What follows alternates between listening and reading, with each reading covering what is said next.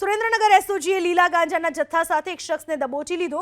સુરેન્દ્રનગર એસઓજીને માહિતી મળી હતી કે રાજપરા ગામના ગોવિંદભાઈ સેજાસરાએ પોતાની જાનીવડલા ગામની સીમમાં તુવેર અને કપાસના પાકની આડમાં ગેરકાયદે લીલા ગાંજાના છોડનું વાવેતર કર્યું, જેના આધારે પોલીસે દરોડો પાડ્યો। આ દરમિયાન 3,53,000ની કિંમતના 36 કિલોના 30 લીલા ગાંજાના છોડ મળી આવ્યા હતા। એસઓજીએ આરોપીની ધરપકડ કરી ચોટીલા પોલીસને સોંપ્યો છે। ચોટીલા પોલીસે ગુનો નોંધી વધુ તપાસ શરૂ કરી છે।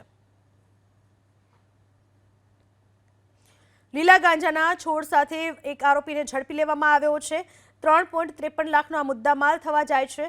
સુરેન્દ્રનગરમાં આ રીતે ગાંજાના જથ્થા સાથે એકની ધરપકડ કરવામાં આવી છે। જાનીવડલાની સીમમાં તેમણે ગાંજાનું વાવેતર કર્યું હતું અને બાદમાં તેની તપાસ કરતા તેની પાસેથી અનેક ગાંજાના છોડ મળી આવ્યા હતા। ગોવિંદ રોજાસરા નામનો આ શખ્સ છે અને હવે તેની તપાસ કરવામાં આવી રહી છે।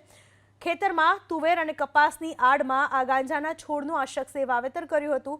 3.53 લાખના ગાંજા સાથે આ શખ્સને ઝડપી પાડવામાં આવ્યો છે અને તેની વધુ તપાસ શરૂ કરી દેવામાં આવી છે। આ પહેલા પણ ખેતીની આડમાં ગાંજાના છોડ અગાઉ પણ ઝડપાઈ ચૂક્યા છે।